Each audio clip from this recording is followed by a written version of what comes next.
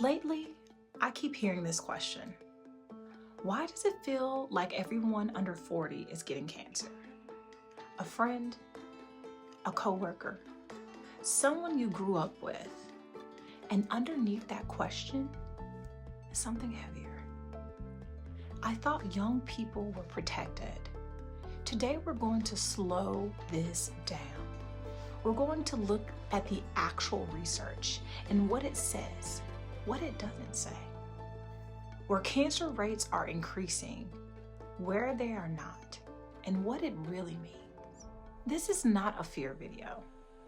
This is a clarity video. In 2023, a large global analysis was published in the BMJ Oncology. It examined early onset cancers, ages 14 to 49, from 1990 to 2019. And the headline number was this: a 79% increase in new early onset cancer causes globally. Now, before your nervous system reacts to that, we need context, because relative increases can sound dramatic, but medicine requires precision. If something increases from 5 cases per 100,000 people to 9 cases per 100,000 people, that is a large relative increase. But it is still uncommon overall. So this doesn't mean most young people are getting cancer. It means certain cancers are being diagnosed more often in younger adults than they were 30 years ago. That is a very different statement. So which cancers are we actually talking about? Globally, the biggest increases were seen in breast cancer, colorectal cancer, certain lung cancers, stomach cancers. In the United States, colorectal cancer has risen enough in adults under 50 that screening guidelines were now moved from ages 55 to 45. That change doesn't happen lightly. Breast cancer incidence has also risen in younger women in multiple regions. At the same time, some cancers have decreased, such as smoking-related lung cancer overall has gone down in many populations. So this is not a universal explosion of cancer. It is a pattern specific, and patterns tell stories. Now the deeper question is, why? For decades, age acted as a shortcut in medicine. Older age meant more time for exposure, more time for inflammation, more time for metabolic dysfunction. But what happens when those exposures start earlier? We now see higher rates of obesity and insulin resistance in adolescents and young adults. And we're seeing this more than we did in the 1990s.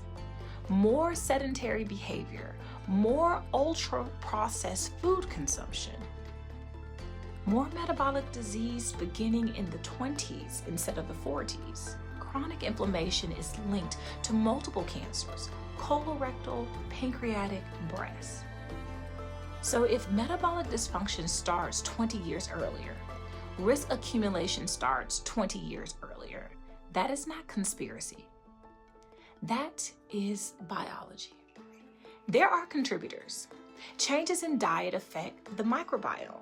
Earlier puberty, hormonal exposure over a longer lifetime, antibiotic patterns, environmental shifts. And at the same time, we are better at detecting cancer. Imaging is better, awareness is higher, screening is earlier.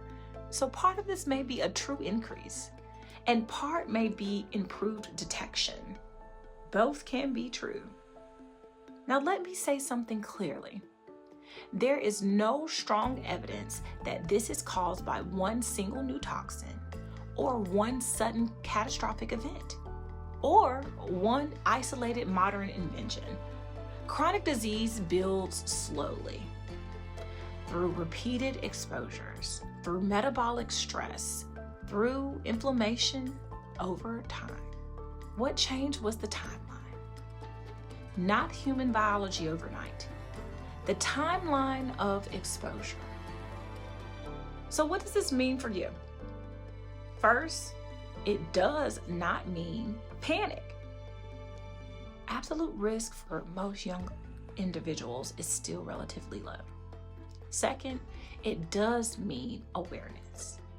If you have persistent symptoms of rectal bleeding, unexplained weight loss, persistent fatigue, changes in bowel habits, those should not be dismissed simply because you are young.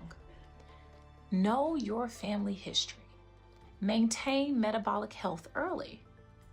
Move your body. Sleep. Eat fiber.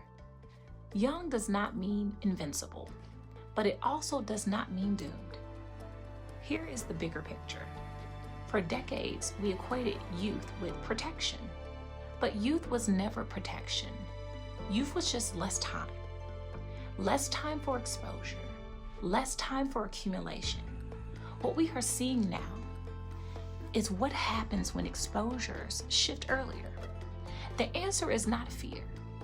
The answer is earlier intervention, earlier prevention, earlier awareness. Calm, evidence-based, grounded. That is what we do here.